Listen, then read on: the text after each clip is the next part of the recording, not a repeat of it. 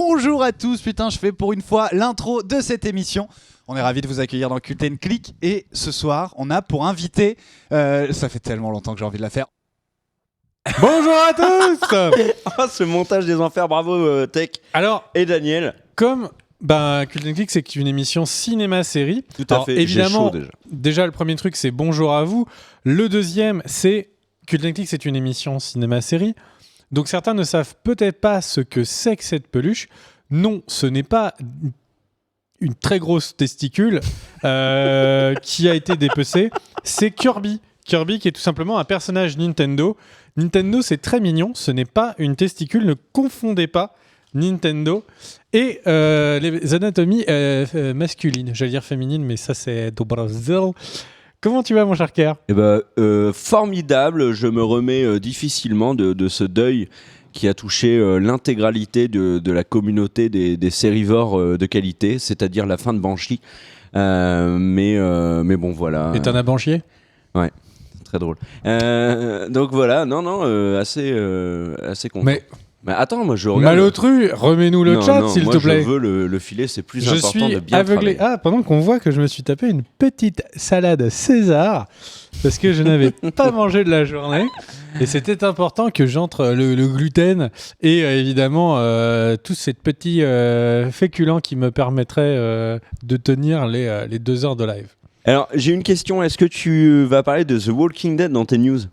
Alors, absolument pas. Eh ben, on va commencer à en parler dans les news. Mais d'abord, je te laisse dire bonjour au chat, Malotru. Eh bien, bonjour à vous le chat, Laekon, Knof F1, Fat Okeanos, La Chemise, Tamahawk Hawk et Dark Sticks et tous les autres du chat. Bonjour à vous, la caméra. En fait, on a 3 caméras sur des valeurs différentes, mais juste en face les unes des autres.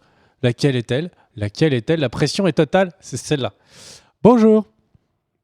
Le chat se réveille quand tu commences à dire bonjour parce que le chat espère que tu dises leur pseudo. Paddle, Bavalov, Dark Blast, Fat... Je suis désolé, le bleu de Twitch est illisible. Ikenzun, Guide Graph et Kuryamani no Tenchi. Tu es un subber. Respect et hip-hop à toi. Va te coucher, Narak Pokwo et Kick Dick, Funky Babou et Kerr. Ouais. Et du coup, mon cher Tech, Jingle News. Alors, il n'est pas présent, mais laissons le malaise perdurer.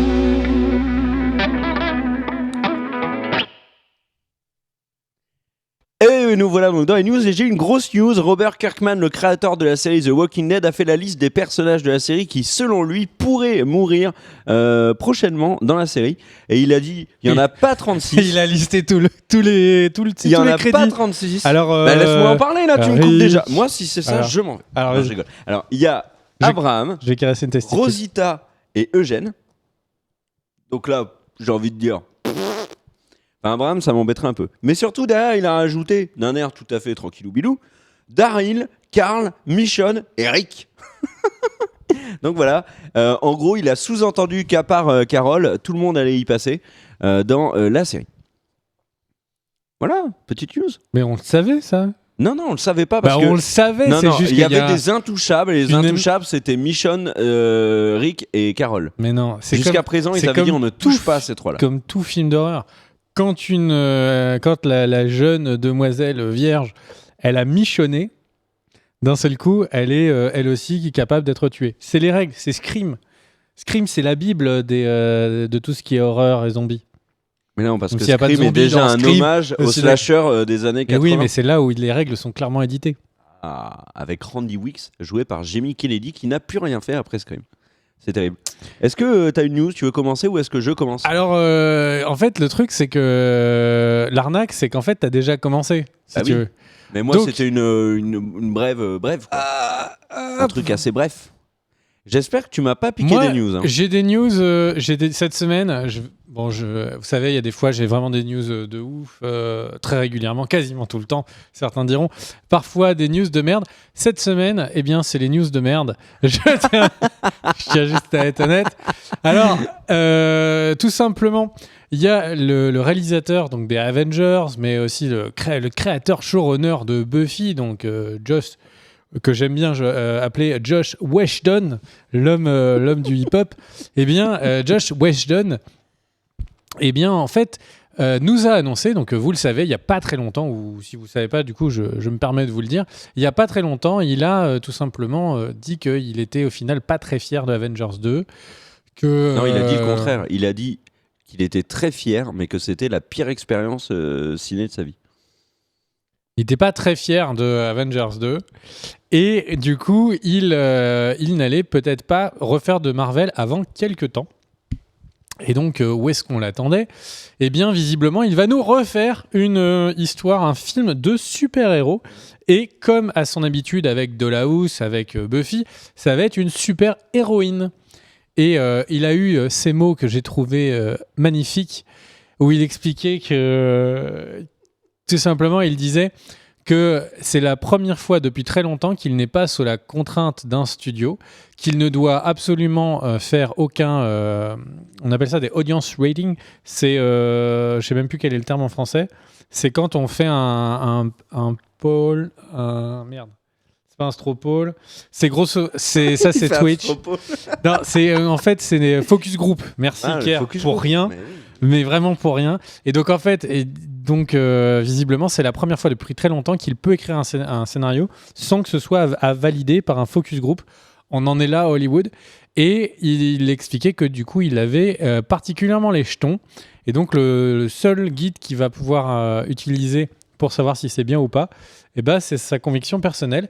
Et j'ai envie de dire, quand il a fait des choses comme ça, il nous a fait des trucs comme Firefly. Et c'est pour ça que j'ai très très envie de savoir ce que sera ce nouveau projet. Voilà. Donc une news un peu coup de cœur, mais après une news qui au fond en termes de valeur newsale est proche du néant. Mais ça m'a fait plaisir de vous le raconter parce que j'aime bien Josh Whedon.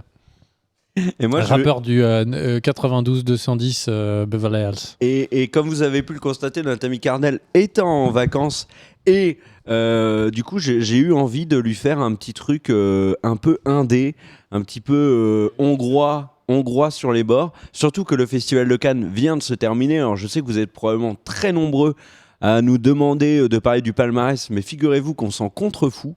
Et du coup, ma petite news indé spéciale Cardel va concerner un petit film américain qui s'appelle Han Solo, Story of Star Wars, puisque on connaît le Pignouf, puisqu'il aime bien qu'on l'appelle comme ça, qui va jouer donc Han Solo jeune. Et en fait, je n'ai pas son nom, tout simplement parce que Big B est en train de me cacher l'écran. Parce que je remets le chat, nom de Dieu. Son nom, c'est Halden Ehrenreich, qui jouera donc Han Solo jeune aux côtés de Chewbacca. Ça va se dérouler avant la guerre des étoiles, donc avant l'histoire de la guerre des étoiles. Nous avons notre ami Halden en face de nous, donc en face sur votre écran. C'est un acteur qui commence à vraiment être courtisé à Hollywood, notamment parce qu'il a joué pour les frères Cohen dans Ave César, le dernier film des frères Cohen qu'absolument personne n'est allé voir au cinéma. Alors que je suis allé voir et c'était clairement la révélation du film. Alors voilà, je suis en train de dire personne n'est allé le voir et toi tu t'amuses à me contredire. Ah, c'est vrai, et c'est vraiment la révélation du film. T'as l'impression qu'il n'y a aucun talent qu'il n'a pas. Il chante, il danse, il fait des cascades de ouf avec un naturel. Il fait même des cocktails comme Tom Cruise à un moment, non ? Et ça, je m'en souviens pas. Par contre, il fait des trucs au lasso de malade. Enfin bref, il est vraiment incroyable dans le film. D'accord. Et avec une aisance. Et il a été vivement recommandé apparemment par les frères Cohen, par Francis Ford Coppola, mais je n'en suis pas sûr, par Woody Allen, puisqu'il avait joué dans parce qu'il a joué dans Twist de Coppola. Il a joué également dans Blue Jasmine de Woody Allen. C'est pas il a joué également dans Tétro, un site de streaming non, dénudé. C'est pas le... De quoi? Live Jasmine. C'est pas Blue Jasmine, c'était Live Jasmine, je pense. Non, c'est Blue Jasmine. Non, c'est un truc, c'est le truc qui a inventé Twitch. C'est du streaming avec des filles dénudées et en fait, les gens... Si quelqu'un ne le fait au courant et que c'est toi, alors là, je me marre. Bah, moi, est-ce que le curé de ma paroisse en a parlé dimanche à la messe? Je vais juste aller jusqu'au bout de ça, je suis désolé. Mais en fait, Live Jasmine, c'est le truc qui a inventé Twitch. Donc là, tu sais pas pourquoi je dis ça. Et bah parce qu'en fait, c'est du streaming, c'est n'importe qui peut prendre une cam et se montrer. Bon, évidemment, ce qui fonctionne sur ce truc-là, c'est plutôt le truc côté nudité, tu vois. Et en fait, le modèle, c'est des tips, des subs. Enfin, c'est tout le modèle économique de Twitch. Ça vient des sites oui, tu de parles nudité. des camgirls, oui, bah oui. Oui, ça existe, mais on en avait déjà parlé dans l'émission. Est-ce que vous, chat, est-ce que vous pensez que nous sommes des camgirls qui ne le savent même pas ? On parle de cinéma et tout, mais en fait, ça se trouve, vous êtes en train de typer pour qu'on fasse, n'est-ce pas, du Kirby nudal ? Alors, du coup, on parlait de ça. Ça va parler de quoi le film Han Solo ? Ben, figurez-vous qu'on n'en sait rien. Ça va être réalisé par Phil Lord et Chris Miller, qui ont réalisé Lego La Grande Aventure. Comme c'était globalement très moyen, Hollywood leur a donc fait un pont d'or en leur donnant une grosse réalisation, parce que c'est très tendance, on en avait déjà parlé. Voilà pour Han Solo. Et d'ailleurs, je pense, alors je ne sais pas si la news est sortie, mais en tout cas, allez sur le site cultandclick.com, puisque l'ami Marky Daly vous proposera, ou vous a déjà proposé, je n'ai pas vu aujourd'hui, malheureusement, honte à moi, une news débrief sur le film Han Solo. Et c'est vrai que les news de l'ami Marky sont très bonnes. Et il en a notamment fait une qu'il faut regarder à tout prix sur de très nombreux acteurs américains qui reprennent la fameuse réplique You don't give a damn. Je sais pas si tu vois ce que c'est. Non. Et ben, si tu allais sur le site Cult & Click, et ben, tu le saurais. Cette news est vraiment géniale. Et je termine avec Han Solo pour vous dire que Tom Hardy pourrait faire un caméo dans le prochain Star Wars épisode 8. Et j'en termine avec Star Wars pour vous dire que Daniel Craig a refusé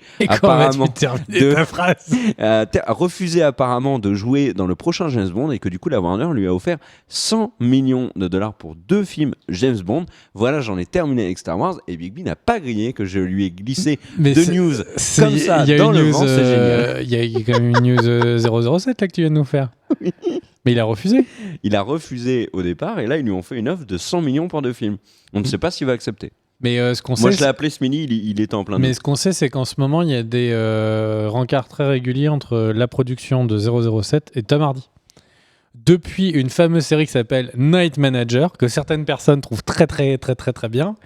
Et en fait, Tom Hardy est en ce moment en train de rencontrer la production de 007. Alors, est-ce que tu pourrais juste me faire le lien entre Tom Hardy et The Night Manager ? Tom Hiddleston Tom Hiddleston Évidemment. Mais c'est parce que... Ah, une photo de Cardell en vacances, s'il vous plaît. Ah, c'est sur le site Cult & Click. Bravo à Marky. Et c'est vraiment Cardell. Hein. Ce qui me permet de placer 2 choses. C'est quoi cette news ? Déjà pour répondre au chat, où est-ce qu'on peut avoir des il est bon, Marky, quand même. des private shows de Cult & Click, c'est private cam. Eh bien, sur le site Cult & Click, en fait, il suffit de typer. Et évidemment, vous avez un private show de pourquoi est-ce que tu ne parles Astran que de et sexe Marty depuis le début de cette parce que je émission. réponds au chat. Et alors, l'autre truc, c'est qu'il y a une émission... Je me suis senti humilié car j'avais un jeans qui était ouvert au niveau du pubis. Et donc, en fait, pour cette émission, j'ai non seulement acheté un nouveau jeans qui ne me plaît pas du tout, et en plus, si celui-là devait craquer, pas de publicité évidemment, j'en ai acheté un deuxième. C'est marqué Gap, GAP. Non, pas de publicité. Gap. Et donc j'en ai acheté un deuxième pour être sûr que si jamais, quand je fais comme ça, parce que vous ne le voyez pas pendant la publicité, mais je fais le grand écart, eh bien, juste parce que je le peux, et eh bien tout simplement je serai couvert. Voilà. C'était important de réagir au chat à chaud. C'est génial parce que moi, pendant que je préparais l'émission à m'en faire suer le front, et ben toi, t'étais en train de faire du shopping de pantalons. Ouais. Et alors, le truc, c'est qu'en fait, ils sont plantés dans les étiquettes. Ouais. Et donc, le jeans valait 10 €, ce qui n'était pas du tout son montant. Et du coup, la meuf, t'as rien dit. Elle passait, elle dit ouais, ça vaut 70 balles. Hop. Bah, si c'est le prix, c'est le prix. Mais de toute façon... Elle a appelé sa manageuse. Et la manageuse, si c'est le prix, c'est le prix. Mais ils n'ont pas le droit. Et du coup, ils n'ont pas le droit de changer le... Bon, enfin bref. Mais c'est vraiment genre... absolument pas du cinéma-série, dis-moi. Ok, du coup, moi, je vous fais 2 petites news en une, un peu à la Caire. Oh non, ça c'est fourbe. Alors moi, parce que moi j'en ai fait 3. Sauf que, comme je défends les valeurs d'égalité, fraternité, évidemment, et la troisième, eh bien... que t'as oublié. Eh bien, je préfère vous l'annoncer. Alors, quelles sont ces news ? Eh bien, donc, c'est la news Netflix. Netflix a tout simplement signé... Oh, t'as récupéré le chèque ? Un petit contrat, et ouais, je me suis payé le jeans. Et donc, en fait, a récupéré un petit contrat avec nos amis de Disney. Et donc, vous aurez à partir de septembre sur Netflix Star Wars qui va apparaître et également tous les films Marvel. Ça, c'est petite news, voilà. Alors après, vous me direz, il faut payer 9,99€. Et Disney, t'as oublié Disney. Oui, les films Disney. Mais bon, comme j'avais dit que c'était un partenariat avec Disney, je pense que les gens l'avaient compris. Non, il n'y a pas que des gens de Picardie qui regardent. Hein. On a un public qui vient regarder d'à peu près partout en France. Donc, ok, ma deuxième news qui n'a pas forcément plus de punch, eh bien, Shazam, la première version du scénario a été terminée. Et il a... Est-ce qu'il a trouvé le morceau ? Morceau Shazam ? Ouais. Bah, franchement, je trouve que cette vanne est nulle. Moi, j'aime bien. Mais c'est mon avis. Donc, Shazam, donc, qui est Shazam ? Eh bien, c'est d'un de tes super-héros, celui qu'on appelait à l'époque Captain Marvel chez DC. Ça foutait le bordel, donc ils ont changé son nom en Shazam, qui est grosso modo un personnage qui a autant de pouvoir que Superman. Mais il y a un twist d'histoire que je ne vous raconterai pas. Donc, qu'est-ce qu'il y a ? Superman a mangé un Twix. Et... Je sens que ça va être dur, hein, parce qu'entre mes news de merde et l'humour c'est compliqué. Hein. Bref, donc, mais heureusement, on a une testicule au milieu de nous, donc on est bon. Le truc que j'étais en train de dire... Ouais, bref, donc Shazam, donc news majeure. En fait, ils ont décidé d'orienter le film Shazam en comédie. Ce qui me surprend un peu, mais visiblement Deadpool en fait a dit fuck à tout le monde, donc on va avoir que des comédies super-héroïques. Bon, pourquoi pas, mais Shazam, c'est pas du tout ça l'histoire. En fait, l'histoire de Shazam, c'est un orphelin qui a perdu toute sa famille, etc. Je ne sais pas à quel moment on va réussir à en faire une comédie, peut-être une comédie musicale. Il a perdu ses parents. C'est un truc. Il a perdu sa famille. On pourrait faire un truc vraiment salaud. Mais bref, en tout cas, c'est un choix que je ne suis pas sûr de plus voir. Qu'est-ce qu'il y a, mon cher Kerr ? Quelle est ta news ? Alors, ma prochaine news, je vais vous parler de Thor. Et ça marche plus. Attends. Voilà. Thor. Ah zut, j'ai pas le truc. C'est une news sur cultandclick.com. Car la semaine dernière, on a oublié de parler du site. Et du coup, on se rattrape aujourd'hui. Et le site qui s'en fout, qui a encore battu son record d'audience. Ah bon ? Le site Cult & Click n'a pas de respect pour l'émission Cult & Click. Le site continue de monter, quoi qu'on fasse. Eh ben, oui, mais on a fait des super articles. Bah, il faut croire. Merci à Marquis. Article de Marquis sur la NBA. Moi, j'en ai fait un sur Zlatan. Tous les gens qui sont sur le et il y a Daniel qui a fait son premier article, Daniel qui est en coulisses et qui a fait son premier article pour nous parler de Delicatessen, qui est un film de Jean-Pierre Jeunet. Vraiment pas mal de trucs à lire. Et notamment, Medjay qui a écrit un article sur Thor Ragnarok, le 3e. Alors, après un 1... qui a été moyen, un 2 qui était vraiment catastrophique, arrive Thor Ragnarok qui ne devrait pas se passer sur Asgard, même si on devrait voir les membres du casting précédent, donc c'est-à-dire Anthony Hopkins, Tom Hiddleston qui devrait faire une apparition en Loki, bien évidemment Chris Hemsworth qui reprend son rôle de Thor. Il y avait des rumeurs comme quoi... Loki qui va reprendre plusieurs rôles. Ah bon ? Ceux qui ont vu les Thor savent. D'accord. Nous avons Mark Ruffalo qui était pressenti pour jouer Hulk dans Thor Ragnarok. Eh ben, c'est le cas, c'est confirmé. Mark Ruffalo sera bien Hulk et il devrait avoir un rôle très important. Il y avait des rumeurs, enfin c'était plus ou moins confirmé, que Tessa Thompson, l'actrice de Creed, donc la petite amie de Creed dans le film Creed, allait jouer le rôle d'une Valkyrie. C'est confirmé également et ça provoque un petit rejet des fans hardcore de Marvel parce qu'ils disent que c'est à l'origine un personnage blanc et que là, elle va être jouée par une actrice afro-américaine. Alors, ça fait chier personne quand on prend un casting qui doit être intégralement afro-américain et qu'on n'y met que des blancs. Mais alors, quand on change là et qu'on fait l'inverse, c'est panique à bord. Moi, très honnêtement, j'ai un point de vue là-dessus. Je m'en fous et je trouve que Tessa Thompson est une excellente actrice. Je suis donc content. Kate Blanchett également sera dans le film. Elle jouera Ella. De la fameuse chanson Ella. Bon, bref. Qui devrait être la grande méchante du film.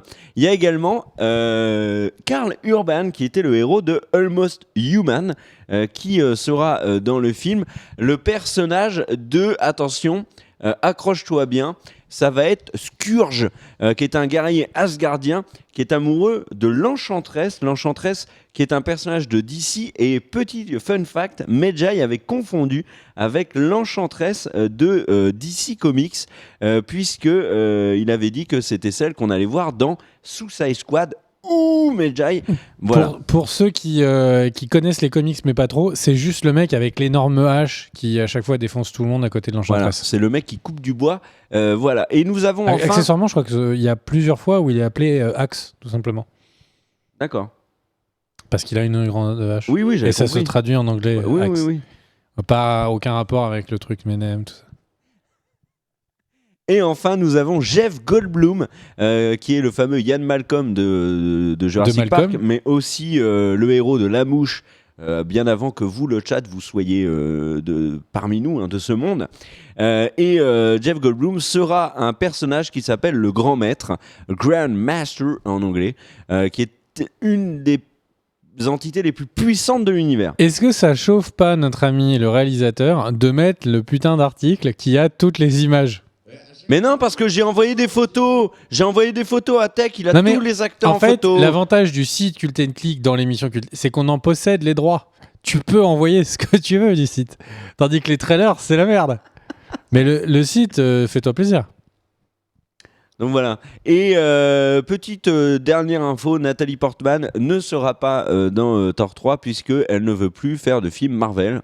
Elle a estimé qu'être à 2 reprises un véritable pot de fleurs n'était pas bon pour son image et pour sa carrière. Et elle a bien raison, Nathalie, d'arrêter ce simulacre qui était son expérience avec Marvel et Thor. Donc il n'y aura pas de Jane Foster pour ceux qui ont lu le comics.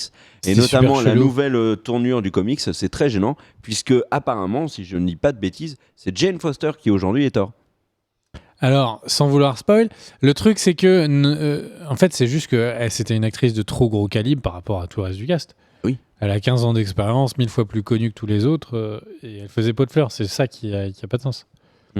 Non, je suis d'accord. Idris Elba également devrait être présent de nouveau dans Thor 3. Voilà. Mais ça, je trouve que c'est super dommage. Qu'Idris Elba soit limite à ce rôle. Mais ouais, parce qu'il aurait pu faire tellement de plus de trucs. Luke Cage, par exemple. Il aurait pu faire Luke Cage, il aurait pu faire Blade, il aurait pu faire Black Panther. Plein de trucs. Là, franchement, c'est un peu dommage. Ouais. Pendant que je shoot dans ma salade. Oui, non, attention, je n'ai absolument pas critiqué Nathalie Portman. J'ai parlé de son traitement dans les films. C'est-à-dire que dans Thor 2, je n'ai jamais vu Nathalie Portman avec un rôle aussi mauvais. Voilà. Ok. C'est tout, c'est mon point de vue. C'est ton point de vue et j'allais dire je respecte, mais bon, je préfère pas mentir au chat. Donc, on en est d'où ? On en est à... oui, alors, donc, dans la catégorie des news, qui sont des news, mais est-ce que vraiment ça méritait de l'ouvrir ? Eh bien, j'ai une nouvelle news. Il y a eu confirmation par le Marvel Cinematographic Universe Studio qui a dit qu'effectivement, il y aurait dans le Infinity War, donc le prochain Avengers, l'apparition des Gardiens de la Galaxie. Ce scoop. Et visiblement, en fait, ils en ont dit un peu plus que ça. Ils ont même dit que visiblement... donc en fait, c'était une interview et le mec, il était un petit peu en disant pour faire une crêpe, vous avez de la pâte, vous avez du sucre, vous faites une crêpe au sucre. Et là, il a fait la même. Il a fait... on a Avengers, c'est qui le méchant de Avengers là, Thanos. C'est qui le méchant de Gardiens de la Galaxie. C'est qui les filles de Thanos. Elles sont où ? Voilà, on va faire un film avec les deux. Donc c'est Je crois qu'il avait cet accent. Ouais. Et en fait, le truc. La Normandie. Non, c'est l'accent texan, mais je l'ai traduit. Et donc, la Texanie, en français traduit, ça fait la Picardie. Non, mais les Picards parlent pas du tout comme ça. Et bref. Et donc, ce que j'étais en train de dire, c'est qu'au final, donc, on va avoir les Guardians of the Galaxy. On a les Guardians of the Galaxy 2 qui va arriver avant Infinity War. Donc, possiblement, en tout cas, ce qui paraît le plus malin, c'est de tout de suite positionner les Gardiens de la Galaxie avec un petit lien avec la Terre. Donc on sait qu'on va beaucoup parler du père de Star-Lord. Incarné par Kurt Russell. Incarné par Kurt Russell. Si on parle de son père, peut-être que nous reparlerons de sa maman. Et de ses cousins. Peut-être pas. Et c'est pas la vérité si je mens. Hein. C'est les Gardiens de la Galaxie quand même. Et donc en fait, nos amis, à mon avis, ont un film pour positionner les Gardiens de la Galaxie. Bon après, il y a Thanos, donc déjà ça fait le lien. Mais j'ai hâte de voir, parce que moi perso, les Gardiens de la Galaxie, j'ai surkiffé. Il y a une question sur le chat qui dit est-ce que la Texanie se traduit en français par la Franck Ribéry ? Parce que c'était très proche ce que tu as fait. Et je rajoute un petit truc comme ça, Doctor Strange a été également confirmé dans Infinity War. Voilà. Waouh.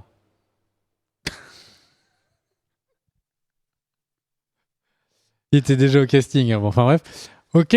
Non, ils l'ont confirmé hier. Quelle est donc ta news ? Eh ben moi, je vais vous parler de séries rapidos, 2 petites news séries pour vous dire que X-Files, la saison 10, au final, est passé assez inaperçu. Au début, il y a eu un gros tapage pour le dire qu'elle était là.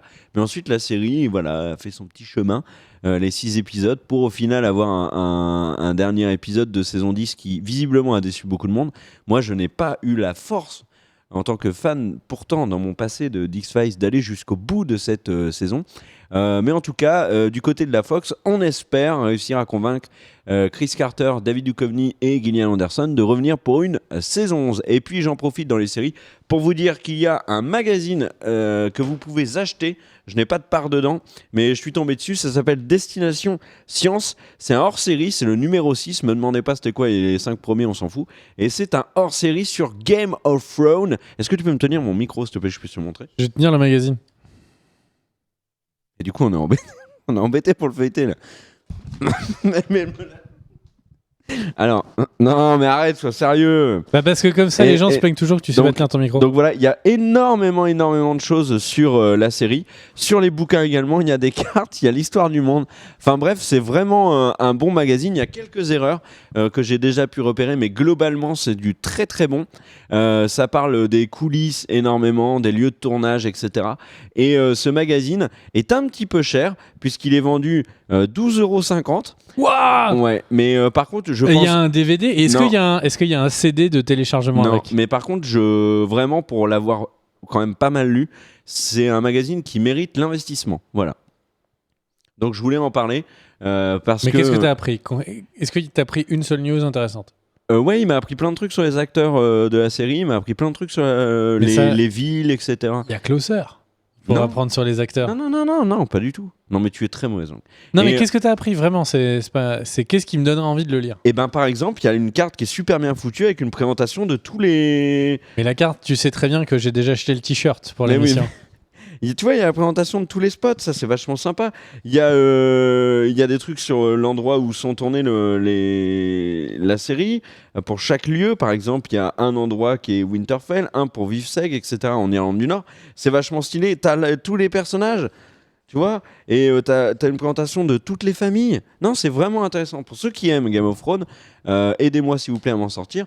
Et je vous conseille ce magazine. Voilà. Pendant que Fichel Muguin nous dit sur le chat que 12 €, il bouffe pendant une semaine entière.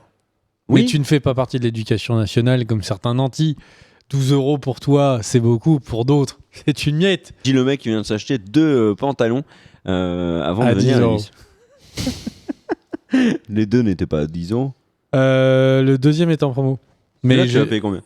Je sais pas. Mais au total, j'ai dû payer 30 ou 40. Eh ben, t'aurais pu t'acheter 4 C'est fois vraiment la magazine. misère, les mecs. Bref, donc, Game of Thrones à 12 €. J'ai envie de dire, pourquoi pas. En ce moment, je suis en train de beaucoup de me remettre à la presse papier, d'ailleurs. Et alors, au début, c'était très bizarre. On fait une aparté. C'était très bizarre parce que je cherchais les commentaires à la fin des news. Est-ce que c'est pas une blague. Ça me faisait chier parce que il y avait l'article et après il y avait pas la réaction instantanée, tu vois, de la personne derrière. Ça m'énervait, mais au même temps, c'est des articles sur lesquels les gens ont pu passer 10 fois plus de temps à bosser, qui du coup sont potentiellement plus intéressants. Et je me suis remis à lire un petit peu de presse papier. Formidable. Moi, je n'ai jamais arrêté.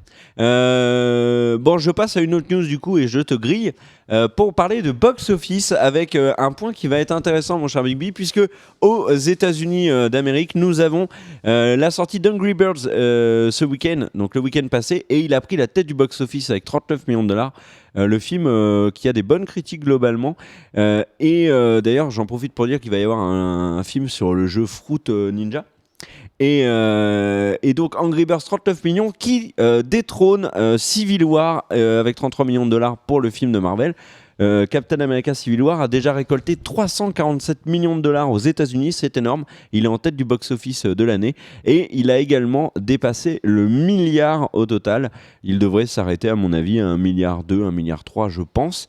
Pourquoi je parle du box-office ? Non pas que pour vous donner des chiffres, mais pour vous dire que dans les semaines qui vont arriver, il va y avoir un véritable bouchon et c'est l'occasion de nous questionner sur quelles sont les victimes potentielles de ce grand nombre de sorties aux États-Unis vendredi prochain. Alors déjà, première victime, c'est No Weekend. Oui.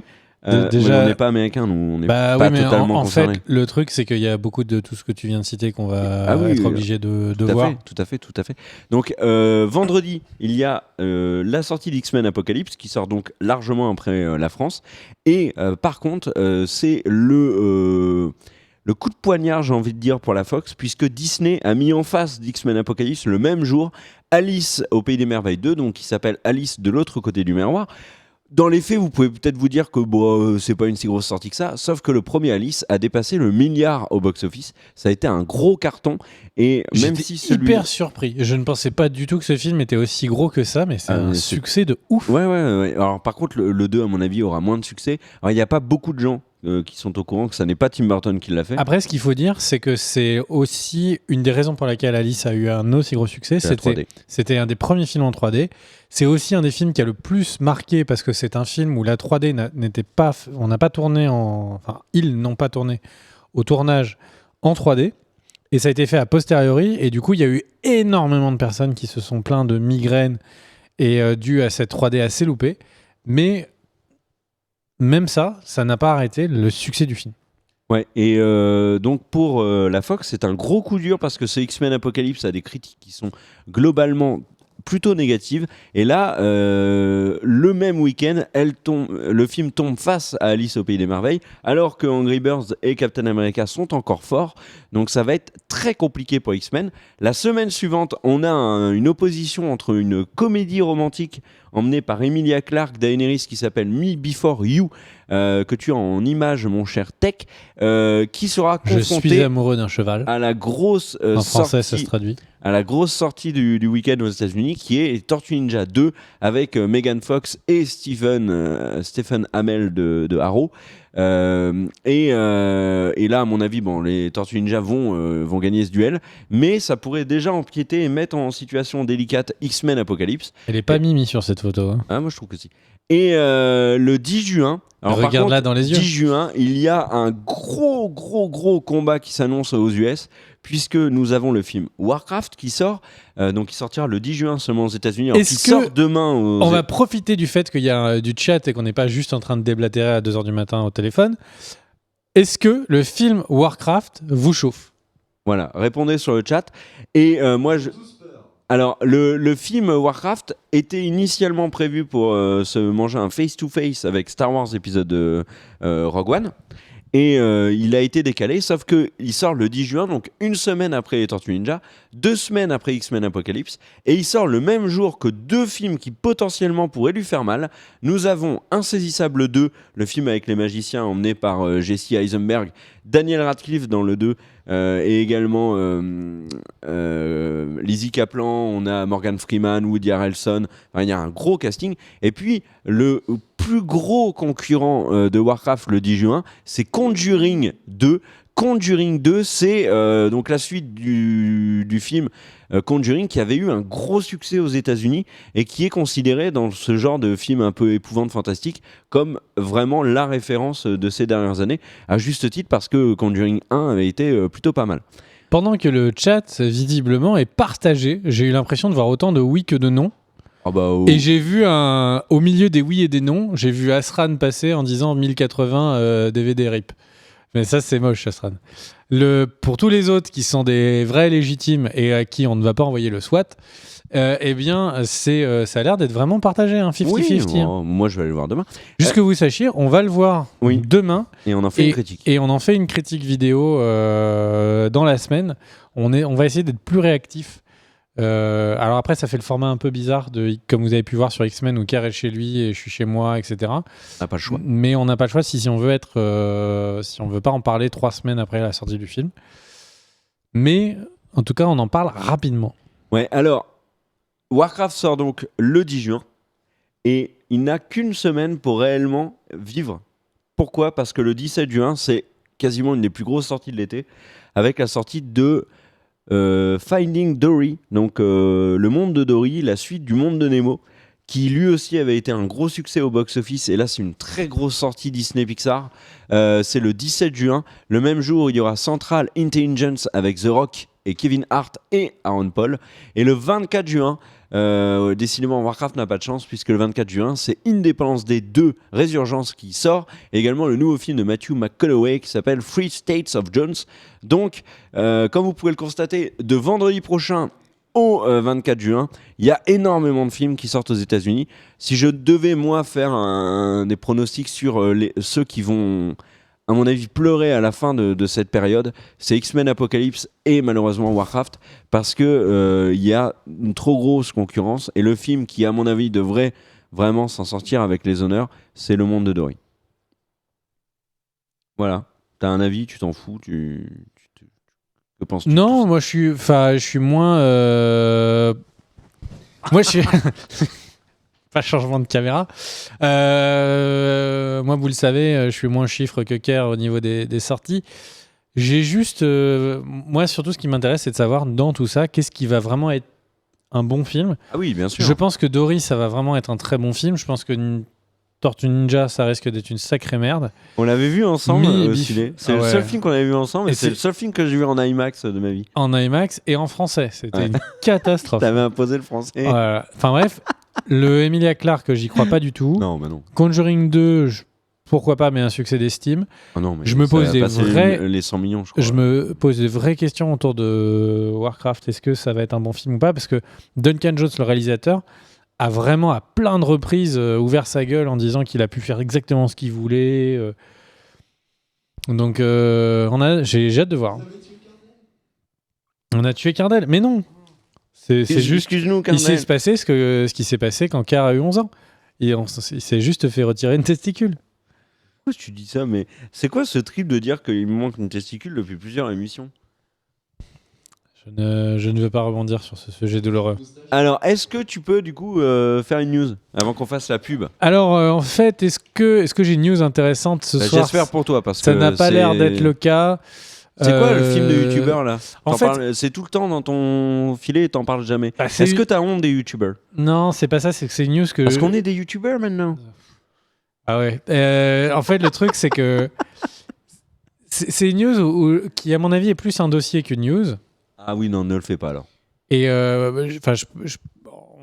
pour vous en parler un peu rapidement, le truc, c'est qu'il y a énormément de films qui sont sortis aux États-Unis sur la fin 2015 et qui sont en train d'être préparés sur 2016, de films qui sont réalisés ou qui ont en acteurs principaux des youtubeurs américains, évidemment. Il y a eu Smosh, le film qui est sorti il n'y a pas très longtemps, enfin en fin 2015. Et là, il y a un film qui s'appelle Airplane Mode, qui... son pitch, c'est il y a un problème dans un avion, etc. Et toutes les 2 secondes, tu vois des gros youtubeurs de ouf à 2 millions d'abonnés. Et en fait, le truc, c'est qu'il y a... Alors, je crois que c'est Universal... Non. Si. C'est Universal qui a en commande, là, en ce moment, 3 films sur des gros youtubeurs américains à plus de 2 millions d'abonnés. Et en fait, je me suis dit que souvent, ce qui se passe sur YouTube aux États-Unis, c'est ce qui se passe en France 1 an, 2 ans après. Limite. Alors après, ça dépend qui sont les youtubeurs et le pourquoi du comment. Si c'est juste Smosh, tu vois, tu prends juste Cyprien et Squeezie et c'est tout, c'est dommage. On sait que Cyprien et Norman ont un film qu'ils ont écrit. On n'en a pas de news, mais on sait qu'il est plus ou moins dans un pipe. Non, mais Norman, il a joué dans un film. Il n'a pas réalisé un film. Il n'a pas écrit un film. Il y a après, mais si c'est d'autres youtubeurs comme les putains de talents qu'on a sur Golden Moustache, Studio Bagel, etc., et qu'on a un autre film des Suricates, mais avec 10 fois le budget, mais je serais surcontent. Le problème, c'est que c'est surtout des films qui sont faits, aux États-Unis, ce sont des films qui sont des films d'opportunité, où grosso modo, tu prends la Enjoy Phoenix Like pour faire un film en disant bon, elle va ramener 2 ou 3 millions de youtubeurs, elle va ramener ses abonnés. Et en fait, le truc, c'est que pourquoi j'en parle pas, c'est parce que j'ai trouvé plusieurs articles qui continuent de dire qu'il y a eu encore un nouveau film en production, etc. Il y a eu un Searchlight de la Fox, donc ils ont un label pour les films à moins gros budget, plus de recherche, où ils financent des films indépendants. Et là, ils financent un film de youtubeur ce qui n'a pas l'air du tout d'être un film indépendant, qui est un film fait pour plaire vraiment aux gamins. Et voilà. Et donc, en fait, bon, certes, c'est une news de juste dire, voilà, il y a tous ces films qui sont en train d'arriver. Il y a des films qui sont en train d'arriver également en France. Mais pourquoi je ne l'ai pas dit les fois d'avant c'est parce que je pense que dans quelques mois, on aura peut-être plus de recul pour en faire un vrai sujet. Là, au final, un YouTuber, à la base, c'est un créateur vidéo. Rien ne dit qu'il est bon ni qu'il est mauvais, c'est un créateur vidéo. Et en plus, quand on parle des YouTubeurs, des gros YouTubeurs, on parle de ceux qui ont atteint 2 millions, 1 million d'abonnés, j'en sais rien. Et en fait, c'est généralement, dans leur style, des très bons.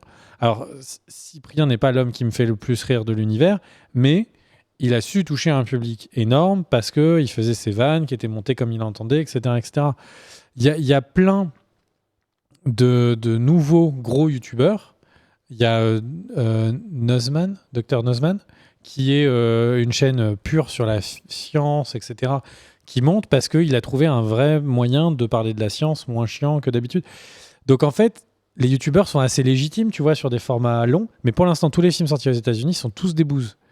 Et ça, c'est plus inquiétant sur la manière dont tout ça s'est fait. Et il y a eu le cas Ratchet & Clank aussi, où par opportunisme, Sony a pris des youtubeurs pour faire le doublage. Mais c'est juste le doublage, c'est pas le process créatif. Ouais, mais là, il y a eu un vrai problème sur Ratchet & Clank, c'est qu'ils ont fait ça pour faire parler du film.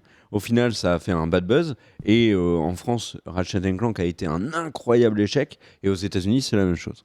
Alors pendant qu'il y a Vital Nick qui nous dit le truc c'est que la plupart des youtubeurs ne connaissent rien à la réalisation, les décras qui viennent du cinéma. Alors les décras qui viennent du cinéma, oui et non, ils ont juste fait une formation, ils ont fait une formation, un BTS audiovisuel, ce qui est une formation en 2 ans, ils ont fait des courts-métrages, certes, ils ont, à ma connaissance et quand on l'a interviewé, jamais dit qu'ils avaient fait des longs-métrages en préparation avant, ou peut-être en stage. Donc voilà, on reprenait l'exemple de Cyprien parce que c'est souvent l'exemple chaud, mais Cyprien il a fait beaucoup de télé avant, il a peut-être plus d'expérience en comparaison sur des formats plus longs que des cracks. Donc ça, je suis pas sûr que ce soit le seul argument, mais parce que là on prend des créateurs vidéo qui font tout, qui font leur réa, etc. et qui ont un process créatif. C'est sûr que Enjoy Phoenix, c'est pas de la review de beauté ou tu vois, enfin de la review globalement ou des unboxings qui vont permettre de faire un gros film. Enfin bref, donc je pense que c'est un sujet qui est latent en ce moment sur la vidéo, enfin sur le cinéma et sur ce qu'on fait en cinéma-série. Il y a plusieurs moments où en fait on faisait des reviews de qu'est-ce que t'as vu et moi en tout cas j'ai beaucoup hésité à vous parler d'une chaîne YouTube parce qu'elle fait des courts-métrages ou elle fait des moyens-métrages, etc.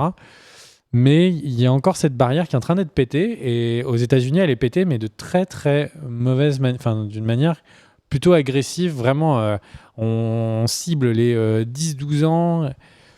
Bref, Je pense qu'il y a possibilité de voir du meilleur. Et le meilleur, il a été vu en France. Il a été vu avec le film des suricates, dont je les appelle non. C'est pas les sous-doués, les surdoués, les dissociés.